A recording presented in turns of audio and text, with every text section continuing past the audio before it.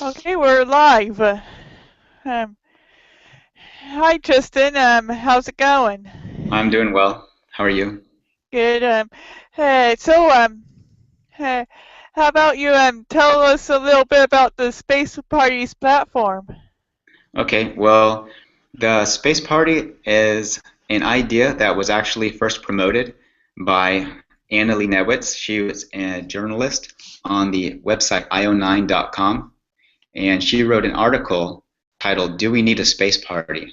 The title of the article was actually "Do We Need a Space Party?" And um, her argument was that if we have a Green Party to fight for the Green movement, do we need a Space Party to fight for the space movement? And overwhelmingly, she got a lot of support on that article. Some people were in disagreement on whether we actually need a political party or whether a nonprofit political organization that's dedicated to space would be sufficient. But regardless of the kind of structure that the space party would be based in, the idea is that we do need a politically active space community. And overwhelmingly, that article received a lot of support. And um, I support that idea because I come from a somewhat political background. I have a bachelor's in political science. I'm just about to finish a law degree. And in 2012, I was elected as a delegate to the Florida Democratic Convention. And then in this midterm, I did some legislative research as a volunteer for Gabriel Rothblatt's campaign. I was actually volunteering with the Space PAC, and so I come with a little bit of a political background. And with that political background, I look at the Democratic Party and the Republican Party, and I don't believe that either of the parties really has the intellectual or the ideological belief system that will take the whole world into space or to help develop a global spacefaring civilization. And I think part of the reason for that is because both parties are rooted in centuries when nationalism was more of an issue. And in today's globalized world, we need to think more globally, less nationally. So I believe that the political paradigm really needs to shift, and we need some type of political organization, whether it's a party or whether it's a nonprofit organization. We need some type of organization that would help to really change the paradigm and help to create more of a spacefaring ideology in politics. And right now, I don't see that in the Democratic Party or the Republican Party. So I've been trying to promote the idea of a space party, and I've been doing that through by building a website, spacepartyusa.org, and I've also been using social media such as Twitter. There's a Space Party Twitter now. We have a Space Party on Facebook, and the movement is actually growing. There's a Pakistan Space Party, and we have an Australia Space Party. And the founders of both of those movements are active in their countries. The Pakistan Space Party is led by Mohammed Yazdani, and he's involved in his university and even runs a space radio station. And then Nick Rice, he's promoting the Australian Space Party, and he has actually also made connections with the Australian space community. So the idea of a space party, whether it's going to actually be a political party or just some type of politically active space community, the idea of it is growing, and it has been successful so far. And I have two ideas on where it could go. In the long term, I really like for it to develop into a more global concept, something that would actually elect candidates and help to really change the world and really develop a spacefaring civilization. However, in the short term, I am just satisfied with creating perhaps a nonprofit organization that is very politically active and helps to create an ideological foundation that would build a society that is conducive for building a spacefaring civilization. And currently, the space organizations that are out there, they don't have a culture that politically challenges the status quo. unless it actually goes against a particular space idea. And I believe that this idea, or this culture in the space community, is very uh, harmful to building a spacefaring civilization, because we do not just need space goals or a space vision. We also need a society that is conducive to building that spacefaring civilization. So there are other issues out there, and I particularly have my own personal ideas on what a spacefaring civilization should look like. I know other people can disagree with me, and they are welcome to disagree, but I particularly believe that we need to build on the foundation of the green movement and the environmental movement, because we cannot have a sustainable space program if we don't have a sustainable Earth. And the environmental movement has been very successful in helping people to think globally, ecologically, and even to the extent that people are conditioned to turn the lights off and just little things like that because they want to better the planet. So I believe that building on that paradigm of the green movement and thinking not just in terms of building a sustainable Earth, but building a sustainable, really a sustainable universe in a sense, because the goal isn't just to colonize our around our planet. The goal is to colonize our galaxy ultimately. So I believe that sustainability and the environmental movement really is the foundation to build the kind of concepts and the thinking, the bigger picture thinking for building a spacefaring civilization. And the Space Party, or at least any type of politically active space movement, I believe really needs to take a stronger interest in promoting human rights, public education, and just ending poverty and disease around the world. Because as long as these major problems are going to exist, people are going to find ways to avoid spending money on space. And not just that, but the primary goal of building space colonization should be, in my opinion, to acknowledge that life is sacred and continuing life is sacred. And until we can actually promote the sacredness of life on our own planet, a lot of people are not going to be convinced of our moral mission of trying to save the world and trying to build this spacefaring civilization. And so that's pretty much the gist of the ideology of the Space Party that I bring to it.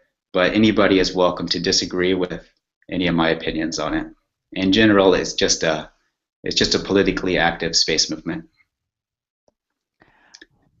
And well, with the midterm election in 2014, I think that the Gabriel Rothblatt and incumbent Congressman Bill Posey election, which was held on the Florida Space Coast, I believe that's sort of a microcosm of what the world could look like if we had a spacefaring civilization.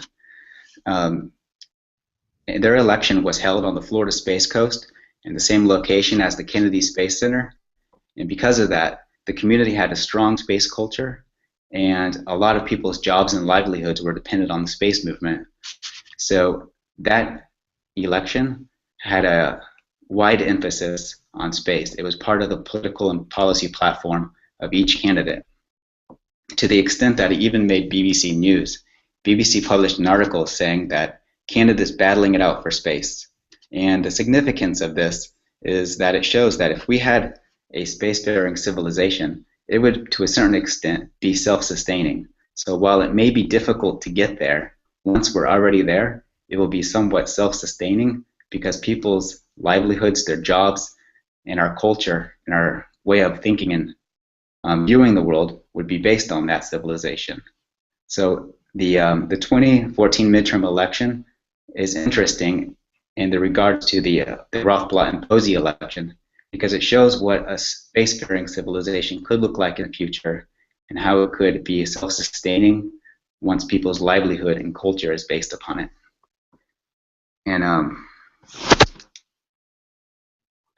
did you have any other questions regarding the midterm elections? not really. I was just wondering, what are your plans for future elections? Do you plan on running any candidates, for instance? Well, I would really like for the Space Party to be an actual political party and run candidates, but realistically, they wouldn't get elected.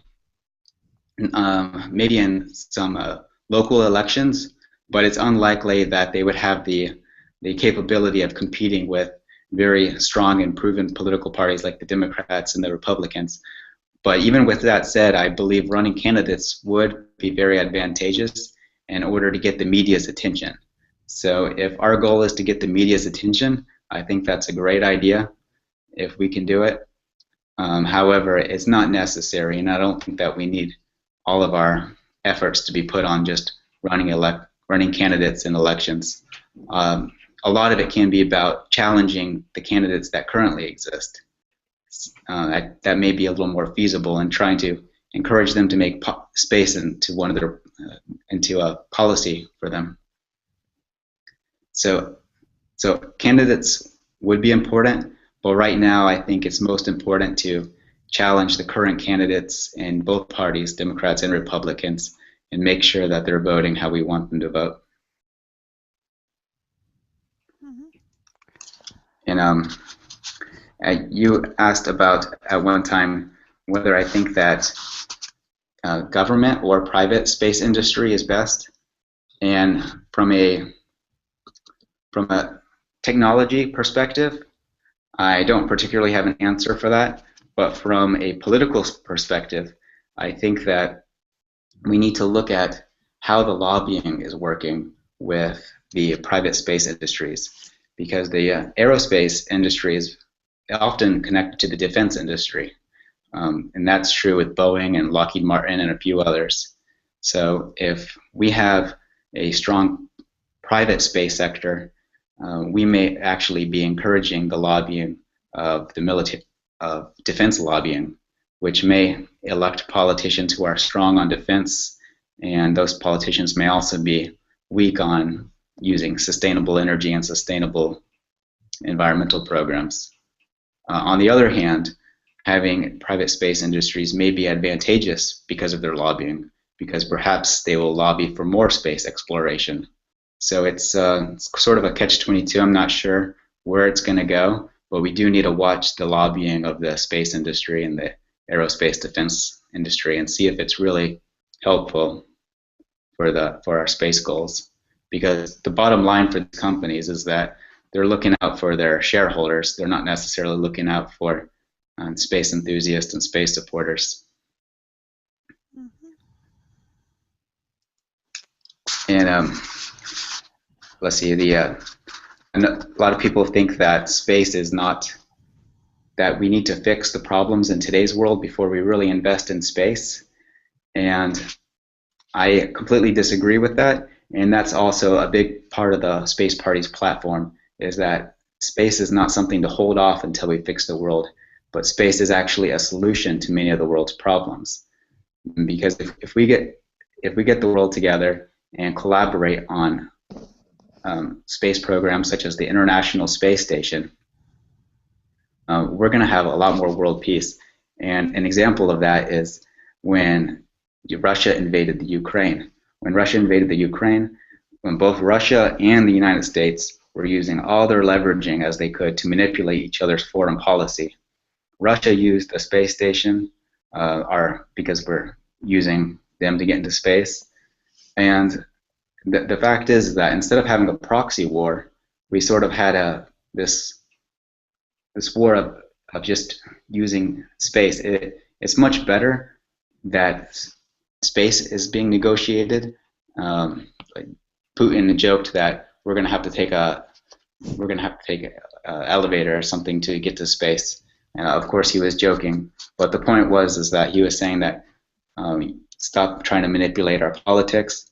We're working together on this, and we can shut you off if we want. So it's much better that we have the space program as something that holds the world together than using proxy wars by invading each other's countries and trying to manipulate other countries to manipulate a third country. So I really see space as a way of bringing the world together. And additionally, it also helps to build new technology, build science-minded people. And right now, the budget in NASA is only $17.5 billion. That's hardly anything. It sounds like a lot, but to put that in perspective, the Iraq War cost $1.7 trillion. And so the cost of the Iraq War could have funded NASA at its current budget level for 97 years. 97, that's incredible. And some estimates think that the Iraq War is even going to become more expensive because of injuries and further cost. And so the amount of money that we put into space is really very small. And a dollar spent isn't always a dollar spent. A dollar spent into space is an investment, while a dollar spent into some other political ventures may actually be lost. For example, bailing out the banks during the recession was $700 billion. That's half of what it cost in the Iraq War at 1.7. So that's practically 50 years of funding NASA. And these are the banks that essentially created the recession through their speculative gambling on real estate investment funds. So when people say that there isn't money for space, I don't think that they either know what they're talking about or their goals are completely off, because there definitely is money out there. It's just being misused. And so ultimately the space party, though, the goal of this is we can all disagree on how we should go about things, but the primary goal of the space party is to look at these issues, look at these policy decisions that are being made, and to think, is this being helpful for the space program? Is this being helpful for building a society that's conducive for space, or is it harmful? And everybody's free to agree or disagree on this, but the main question is the main issue is to ask the question. And do you have any other questions on the space party? I don't think so. That was pretty good.